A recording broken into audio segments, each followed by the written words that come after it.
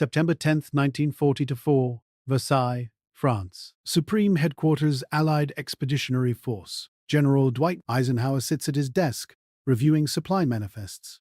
Outside, the late afternoon sun casts long shadows across liberated France. Paris was freed 2 weeks ago. American and British armies are racing toward Germany. Victory feels close. The windows overlook manicured gardens once walked by French kings. Now they witness the planning of war's final chapter. Inside this palace turned military headquarters, decisions that will shape the fate of millions are made daily. Today's decision will prove one of the most consequential. Then he's carrying a telegram. His expression says everything. Something urgent. Something that can't wait. Eisenhower looks up from the logistics reports. Fuel consumption rates, ammunition expenditure, medical supply requirements. The chief hands him the message. It's from Field Marshal Bernard Montgomery, Britain's most celebrated general, the hero of El Alamein, commander of 21st Army Group, the man who stopped Rommel in North Africa and landed at Normandy. Eisenhower reads it once, then again. His jaw tightens. His fingers grip the paper slightly harder. Montgomery is demanding 100% of Allied supplies. Not 90. 100. Every gallon of fuel, every bullet, every supply truck in Europe, every resource from Normandy to the front. He wants to launch Operation Market Garden, a massive airborne assault into Holland, the largest airborne operation ever conceived, bigger than D-Day's airborne component, more ambitious than anything attempted in military history. And to do it, he wants General George Patton's Third Army stopped. General Omar Bradley's 12th Army Group halted. Every American advance in Europe brought to a complete standstill.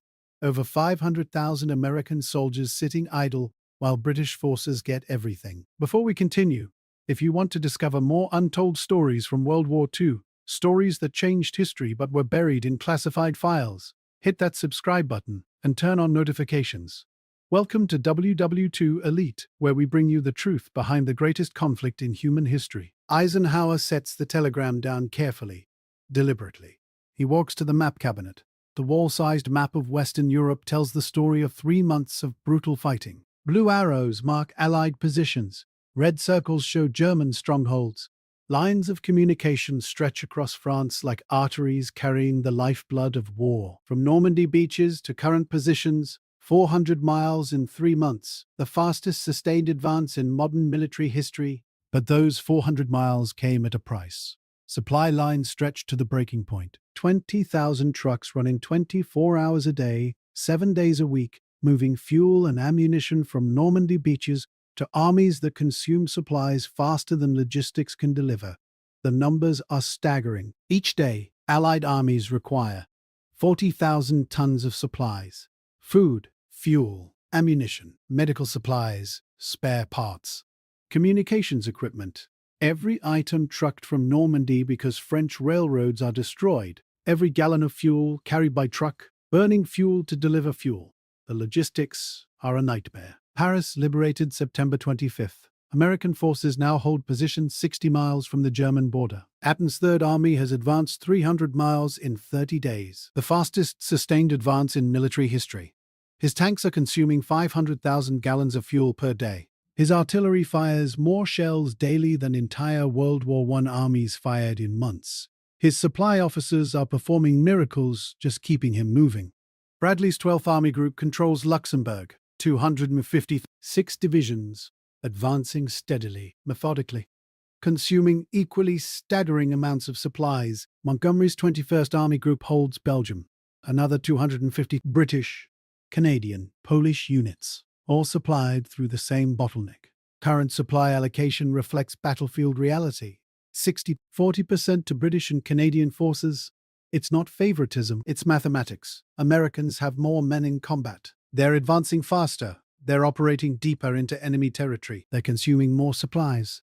The allocation matches operational tempo. Montgomery's demand changes everything. 100% British, 0% American. 500,000 American soldiers immobilized while one British Army group gets everything. Eisenhower calls his logistics chief. He needs numbers, hard numbers, facts that can't be argued with emotions or national pride. The officer arrives within minutes. Major General Everett Hughes, one of Eisenhower's most trusted staff officers. He spreads supply charts across the desk. Fuel consumption rates broken down by army, by division, by day. Ammunition expenditure calculated by artillery caliber, by firing rates, by operational tempo. Food requirements based on troop strength and supply line length. Medical supplies allocated by casualty rates and hospital bed availability.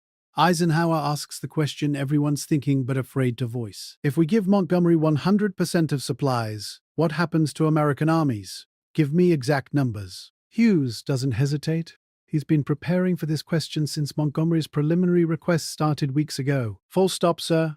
Patton's tanks run dry in 48 hours. His fuel reserves last 2 days of current operations. Bradley's artillery goes silent in 72 hours. Ammunition stocks exhausted. Within 1 week, every American soldier in Europe is immobilized. No fuel for vehicles, no ammunition for weapons, no food for troops. Eisenhower does the math. 500,000 men. Patton's Third Army alone, 250,000 soldiers. Bradley's 12th Army Group, another. General Courtney Hodges's 1st Army. General William Simpson's 9th Army. All stopped. All waiting while Germans reinforce positions, strengthen defenses, prepare counterattacks. And what does Montgomery promise with these resources? Drop 35,000 paratroopers into Holland. American 82nd Airborne Division, American 101st Airborne Division, British 1st Airborne Division. Seize bridges over major rivers. 9 bridges along a 64-mile corridor. Create a carpet for British armor to drive straight through Holland into Germany's industrial ruin. Cut off German industrial production. End the war by Christmas. It's bold. It's audacious. It violates every principle of sustained warfare Eisenhower learned at West Point, perfected in North Africa, proved at Normandy. But it promises what everyone desperately wants: a quick end. Victory by Christmas. Soldiers home for the holidays. His chief of staff speaks, breaking the silence. Montgomery is waiting for your response, sir. He says it's urgent. He says every day of delay costs lives. Eisenhower looks at the map one more time. American positions, British positions, German defenses, supply lines. Then he picks up the phone. Time to give Montgomery an answer he won't like. The call connects through military switchboards. Brussels to Versailles, Montgomery's headquarters to Supreme Command. The line crackles with static. Then Montgomery's voice comes through, cheerful, confident, aristocratic British accent, unmistakable. Ike, splendid timing. I trust you've received my supply request. When do we begin allocations? My staff is ready to receive the first convoy tonight. Eisenhower's reply is measured, diplomatic, professional. Monty, I've reviewed your plan for Market Garden. I've consulted with logistics. I've examined the operational requirements. Montgomery interrupts, enthusiasm undampened. Excellent, excellent. We can be in Berlin by Christmas, old boy. Single, concentrated thrust. Full resources committed. The Germans won't know what hit them. While you've been advancing on broad front, spreading resources thin, I'll punch through with overwhelming force. Classic military doctrine. Concentration of force at decisive point. Eisenhower leans back in his... He's heard this argument before. Montgomery's been pushing single-thrust strategy since Normandy. British military tradition favors concentrated power. American doctrine favors sustained pressure across entire front. Now the debate reaches critical point. You're asking me to hold Patton, Bradley, Hodges, Simpson, everyone. There's a pause, slight, barely noticeable. Then Montgomery's voice, slightly irritated, slightly condescending. Temporary operational halt. Concentrated power wins wars, not your scattered broad front approach. You're spreading resources too thin. Giving everyone something means giving no one enough. Give everything to me, and I'll end this war in 3 months. I'll give you Berlin by New Year's Day. Eisenhower looks at the map. Patton's position 60 miles from German border. Bradley's steady gains through Luxembourg. Hodges approaching Aachen. Every American army advancing, slowly, steadily, consuming massive supplies but making undeniable progress. 500,000 American soldiers, Monty. Patton's 60 miles from the German border. His advance is the fastest in... You want him stopped completely? For how long? Montgomery's tone hardens. The aristocratic charm fades. The professional rivalry emerges. Patton's glory hunting. Racing for headlines. His advance is unsustainable. He's outrun his supplies already. You know it. I know it. He's advancing on fumes and bravado. My operation is strategic, calculated. Market Garden isn't about glory. It's about ending this war before Germans entrench, before they turn Holland into fortress. History will remember Market Garden as the operation that won the war. But only if you give me the resources. Only if you trust British military judgment. Eisenhower makes the decision that will define his command. The decision that 17,000 men will die proving right or wrong. Market Garden gets priority supplies. More than any other operation. More than Patton. More than Bradley. You'll receive increased fuel allocation, additional ammunition, priority air support. But not 100%. Patton continues his advance. Bradley continues operations. We maintain the broad front. Montgomery's voice turns cold. The professional veneer cracks completely. Then it's doomed to fail, Eisenhower. Doomed. Half measures lose wars. You're giving me enough to start, but not enough to finish. You're setting me up for failure so you can tell Washington you tried to support British operations. If Market Garden fails, if my men die at Arnhem, the blood is on your hands. Remember that. When the casualty reports come in, Eisenhower's response is quiet but firm, final. No room for negotiation. Market Garden launches in 1 week with all available resources. Priority supplies, priority air support, everything we can give without halting American armies. That's final. That's my decision as Supreme Commander. He hangs up. The click echoes in the silent room. His chief of staff asks the question everyone's afraid to voice. Sir, what if Montgomery's right? What if concentrated thrust would end the war faster? What if broad front is too cautious? Eisenhower studies the map. His finger traces supply lines, American positions, British positions, the distance to Berlin. Then history will judge me harshly. Military historians will write that Eisenhower's caution extended the war, that American preference for methodical advance cost lives, but I won't gamble 500,000 American lives on a single operation when we can advance on all fronts with sustained supply. I won't stop armies that are winning to give one general everything he wants. He pauses, reflects. Get Montgomery his priority supplies, but the Americans we all keep moving. Together. What Eisenhower doesn't know yet, what he can't know sitting in his Versailles office looking at maps and supply charts, he's just set in motion one of the costliest Allied failures of World War II. Market Garden will cost 17,000 casualties. It will fail spectacularly, but his decision to maintain broad front will ultimately win the war. September 11 through 16th, 1944, 6 days of preparation. Montgomery's staff works around the clock, coordinating Operation Market Garden. 35,000 paratroopers from 3 airborne divisions prepare to jump. American 82nd Airborne commanded by General James Gavin. American 101st Airborne commanded by General Maxwell Taylor. British 1st Airborne commanded by General Roy Urquhart. The plan sounds simple on paper. Drop paratroopers along 64-mile corridor through Holland. Hold them until British 2nd Army, commanded by General Brian Horrocks, drives 64 miles in 2 days to reach Arnhem, the final bridge over the Rhine. Then punch British armor straight into Germany's Ruhr industrial region. Cut German war production, force surrender. But there's a problem everyone can see except Montgomery.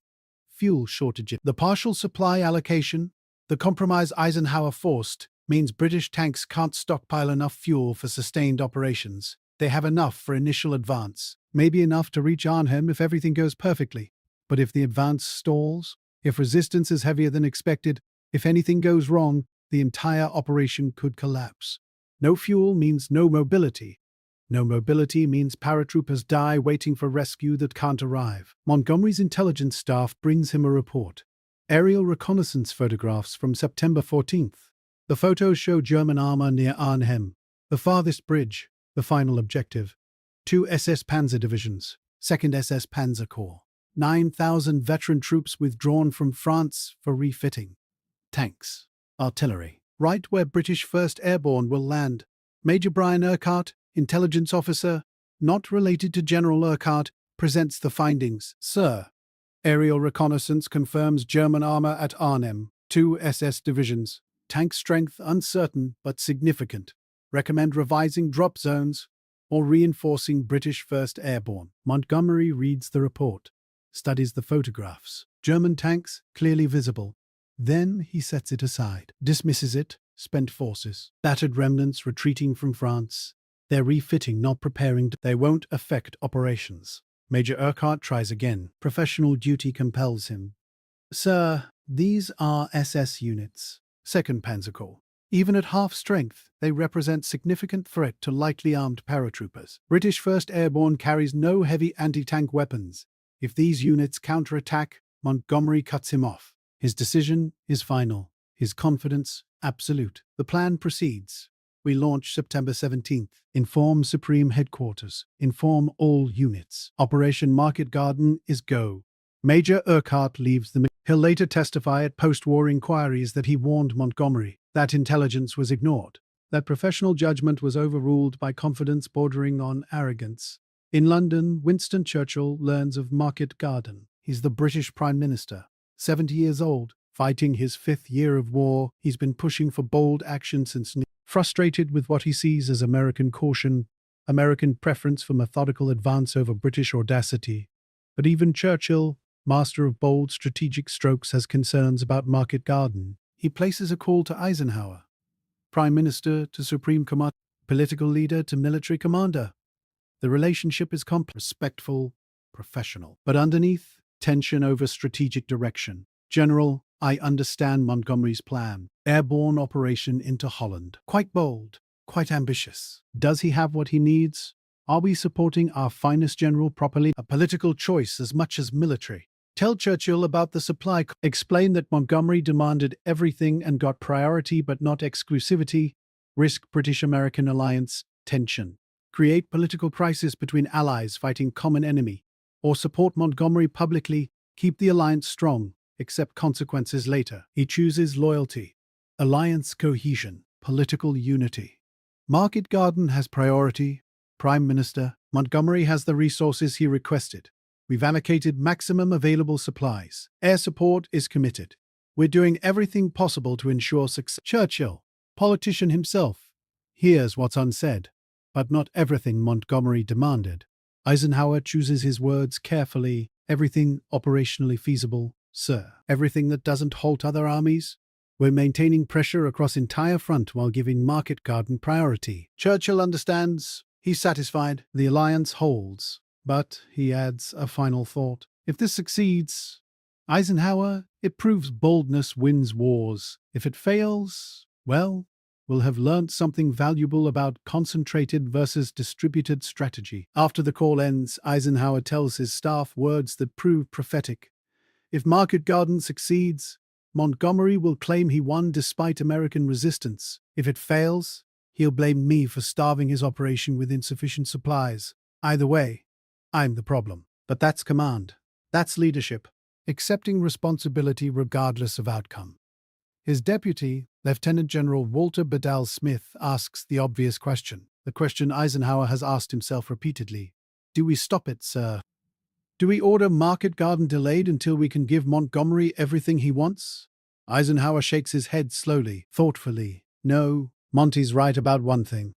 Audacity sometimes wins wars. Caution can be as deadly as recklessness. We give him his chance. We give him priority supplies, priority support, priority air cover. If it works, we're in Germany by October. If it doesn't, we've learned limits of concentrated operations. Even that's worth the risk. But neither Eisenhower nor anyone at Supreme Headquarters knows what's about to happen at Arnhem.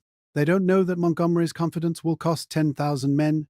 They don't know that intelligence ignored will become casualties counted. They don't know that in 9 days, 17,000 Allied soldiers will become casualties in operation planned for 48 hours, September 17, 1944. Dawn breaks over southern England. 1,500 transport planes on dozens of airfields, Douglas C-47 Skytrains, each carrying 18 paratroopers or 1 jeep or supplies. 500 gliders, massive Horsa gliders carrying anti-tank guns, jeeps, ammunition.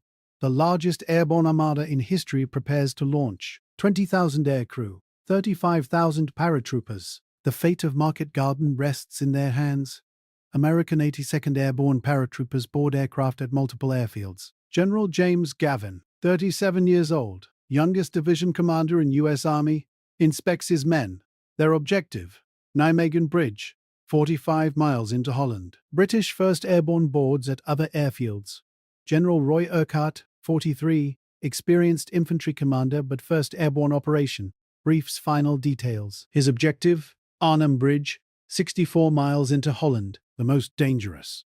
The drops begin at 1 p.m. The armada is so large it takes 3 hours to pass over Holland. Germans watch in astonishment.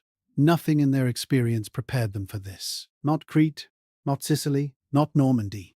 This is unprecedented scale. American 82nd Airborne lands near Nijmegen. Scattered drops, but most units assemble quickly. Within hours, advance elements reach the massive bridge over the Wall River. German defenders, surprised, unprepared, retreat. Americans seize the bridge. First objective secured. Perfect execution. American 101st Airborne drops near General Maxwell Taylor lands with his men. Seizes multiple clears landing zones for British armor. Opens the corridor. Second objective secured. Again, near perfect execution. But at Arnhem, 64 miles north, 64 miles deep into German-held Holland, British 1st Airborne faces disaster from the first minutes. The drop zones were chosen 5 miles from the bridge. 5 miles. Why? German anti-aircraft guns protected the bridge approaches. Planes couldn't safely drop paratroopers near the objective, so planners chose distant drop zones. Safer for aircraft, deadly for paratroopers. British 1st Airborne lands 5 miles from their objective, 10,000 men scattered across Dutch farmland. They land expecting light resistance. Scattered German units, retreating remnants, easy advance to the bridge, but they land on top of 2nd SS Panzerkorps and the Germans are waiting. Field Marshal Walter Model, 60 defender of German Western Front, has his headquarters just 5 miles from British drop zones. He's at lunch when his aide bursts in. Field Marshal, the sky is filled with parachutes. Model looks out the window.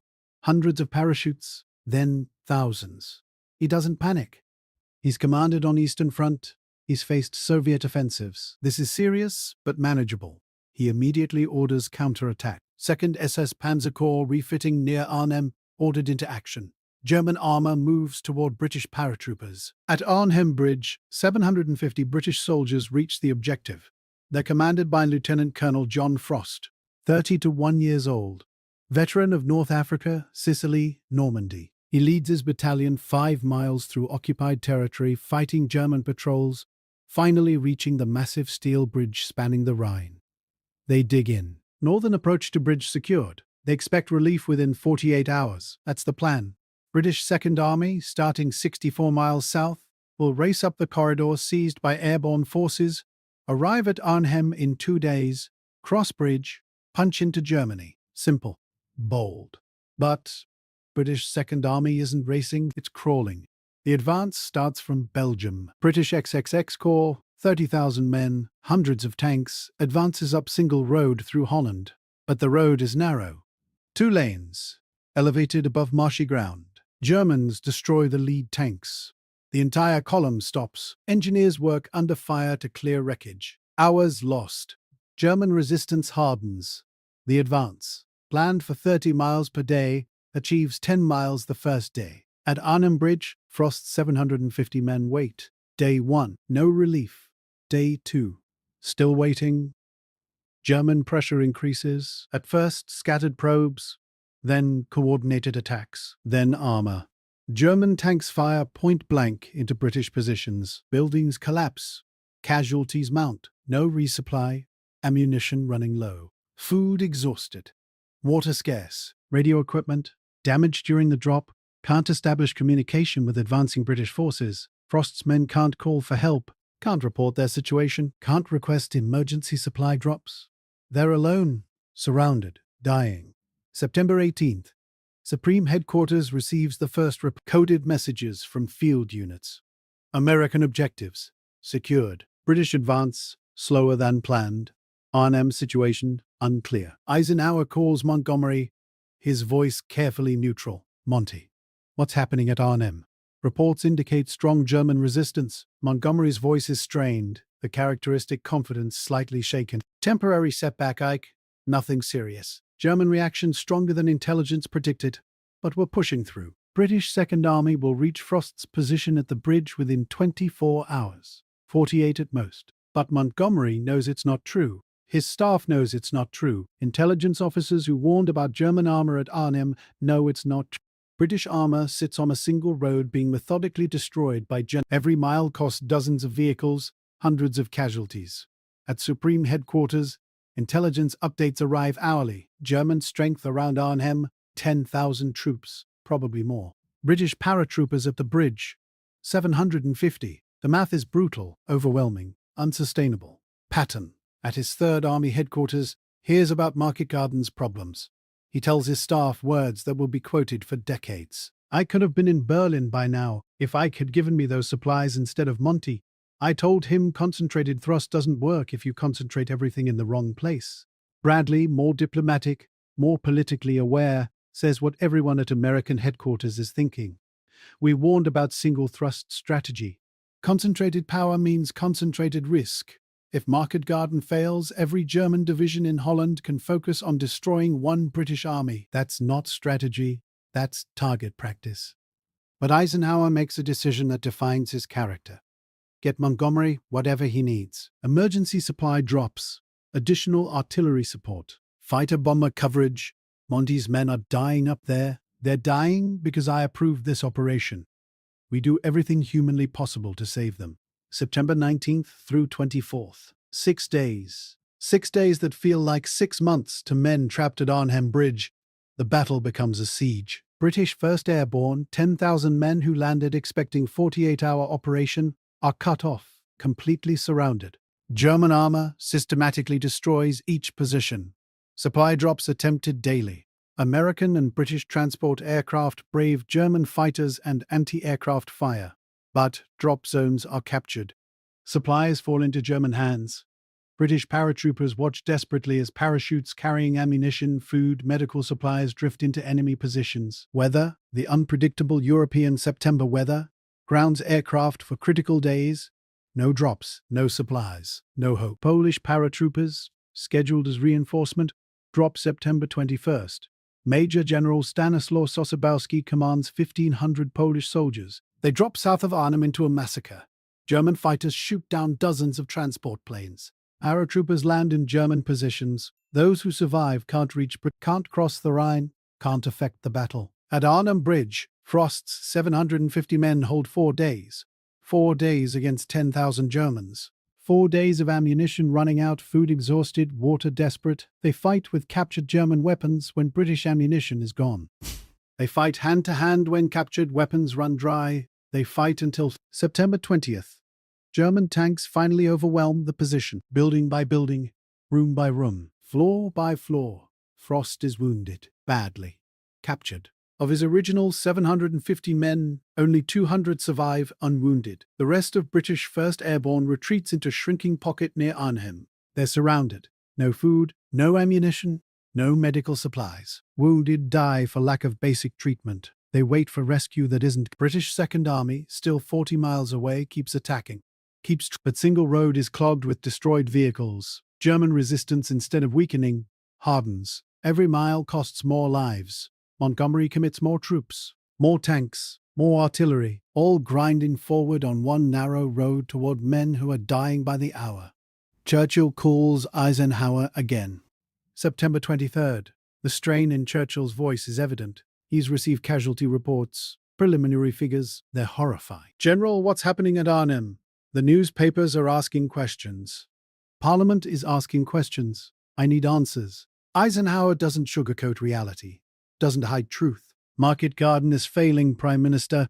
We're attempting to evacuate British 1st Airborne. Casualties are severe.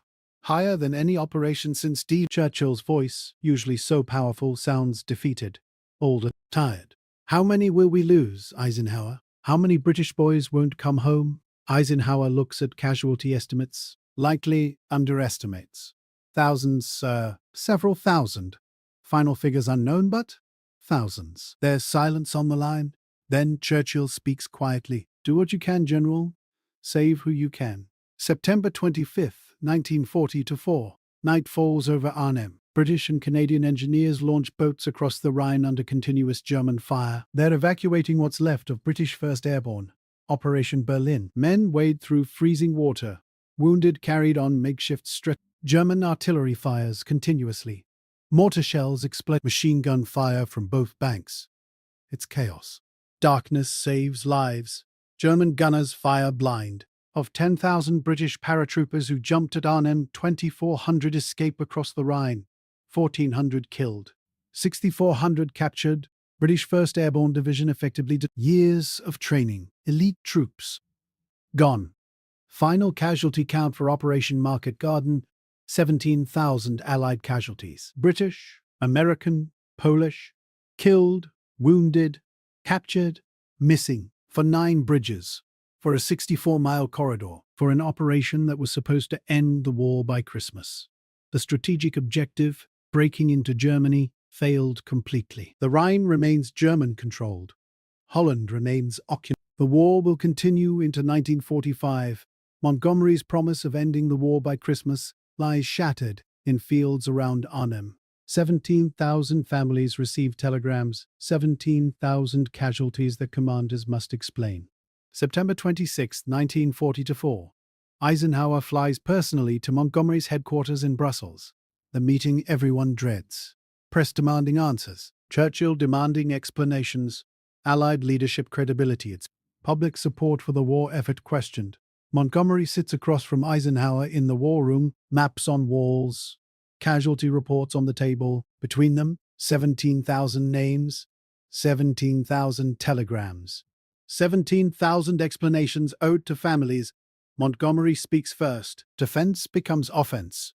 Blame becomes counterattack. We needed more supplies, Ike. I told you from the beginning. I was explicit. 100% allocation of the operation risks. You gave me priority but not exclusivity. You starved Market Garden of critical resources. Eisenhower's reply is measured, patient, professional. You got priority supplies, Monty, more than Patton, more than Bradley, more than every other operation in theater. We gave you maximum resources. Montgomery's voice rises. Frustration, anger, defensiveness. Not enough. Your broad front strategy starved Market Garden. We had victory in our grasp. Another day's supplies, another division. We would have crossed the Rhine. We would have been in Germany. But American caution, American preference for safe, methodical advance, American unwillingness to take risks, lost us the war's end. Eisenhower lets him finish, lets him vent, lets him blame. Then he picks up the casualty list. Names, ranks, units. He reads numbers aloud, slowly, deliberately. 17,000 casualties, Monty. British, American, Polish, 1,400 killed, 6,400 captured, 10,000 total losses for 3 bridges, for a 64-mile corridor, for an operation planned to last 48 hours that lasted 9 days. Montgomery deflects, justifies, explains. We nearly succeeded. If weather had cooperated, if German resistance had been lighter, if intelligence about 2nd Panzer Corps had been accurate. Another day, another division of supplies, and we would have won. Eisenhower cuts him off. One word, quiet but final. Nearly, the room falls silent. Outside, staff officers move carefully. Everyone knows what's happening. This meeting determines Allied strategy for this conversation shapes how victory will be achieved. Eisenhower continues. His voice remains professional, but words cut deep. Nearly isn't victory, Monty. Nearly is 17,000 Nearly is men dying at Arnhem Bridge while we debate supply allocations. Nearly is explaining to British families why bold strategy was more important than sustainable logistics. Nearly is what happens when audacity isn't backed by resources. The criticism, delivered calmly, cuts deeper than shouting ever could. So the broad front continues? Slow, cautious, methodical American advance? No more bold operations? Eisenhower nods. Decision made. Strategy confirmed. The broad front continues. We advance together. American, British, Canadian armies. Supplied adequate, coordinated effectively, sustainable operationally. No more concentrated thrusts, no more gambling with tens of thousands of. We advance together or we don't advance at all. Years later, Eisenhower wrote about this moment in his memoir published in 1948, Crusade in Europe. One paragraph captures everything: the strategic debate, the personality conflict, the price of bold decisions. He wrote, Montgomery's plan was bold, but it required resources we couldn't concentrate without bringing the entire Allied advance to a halt. The failure at Arnhem proved that audacity without sustainability is not strategy, it's gambling with men's lives. War is not won by brilliant gambles, but by sustained effort, adequate supply, and coordinated operations. That single paragraph, those few sentences, ended the debate that had raged since Normandy. No more arguments about single thrust versus broad front. No more demands for concentrated resources. No more British criticism of American caution. No more American frustration with British demands. Eisenhower's way, methodical, supplied, coordinated, would win the war. Montgomery never again received priority supply allocation. His strategic influence and Allied planning declined sharply. Staff officers whispered, commanders questioned, political support wavered. The man who stopped Rommel at El Alamein, who commanded at Normandy, who led British forces throughout the European campaign, saw his vision rejected by failure at Arnhem. But history, the final judge of military decisions, proved Eisenhower right. After Market Garden, Allied strategy changed fundamentally. No more concentrated thrusts, no more giving one army everything, resources distributed across entire front. Every army advanced. Patton's Third Army drove into Germany through Lorraine. Bradley's forces crossed the Rhine at multiple points. Montgomery's 21st Army Group liberated Holland and drove into northern Germany. No single army got everything, but every army got enough. The casualty statistics tell the story Market Garden couldn't. Operation Market Garden. 17,000 casualties in 9 days. That's nearly 2,000 casualties per day. Eisenhower's broad front advance from Market Garden through German surrender, sustained advance with manageable casualties. Every soldier adequately supplied, every division properly supported. No operation left without backup. No gambles with tens of thousands of lives. The logistics tell an even clearer story. After Market Garden, supply distribution became more efficient. Supplies distributed based on operational requirements, not strategic arguments. American armies advancing faster got more. British armies holding positions got adequate amounts. Canadian forces liberating Holland received what they needed. Coordination replaced competition. Cooperation replaced rivalry. May 8, 1945. 8 months after Market Garden, Germany surrenders. Victory in Europe Day. The war, Eisenhower said, would be won methodically, sustainably, through broad front advance, is over. It took longer than Montgomery promised. There was no victory by Christmas 1944. No rapid advance into Germany. No single thrust ending war quickly. But there was complete, total, unconditional victory. German military, Nazi regime eliminated, Europe liberated. Allied casualties, while significant, were sustainable. Supply lines maintained, operations coordinated. Every soldier properly equipped, adequately supplied, effectively supported. The cost of Eisenhower's decision at Market Garden wasn't just 17,000 casualties. It was accepting that bold action sometimes fails catastrophically. It was choosing sustainable strategy over audacious gambles. It was bearing political cost of saying no to Britain's most famous general. It was living with knowledge that men died because of his choice. It was accepting responsibility for failure while maintaining strategic course. But consider the alternative. Give Montgomery everything. Stop all American armies. Concentrate all resources on single operation through single corridor, where one strong German defense could destroy everything. That gamble, if it had failed as Market Garden did, could have cost not 17,000 casualties but hundreds of thousands. Could have extended war, not months but years. Could have given Germany time to deploy new weapons, prepare stronger defenses, inflict catastrophic losses. Churchill, reflecting years after the war in his memoirs and speeches, said something remarkable that validated Eisenhower's decision. He said, and I quote, "Eisenhower bore the burden of saying no to Montgomery. It cost him British support at the time. It cost him politically. British newspapers criticized. British commanders questioned. But it saved the Allied war effort."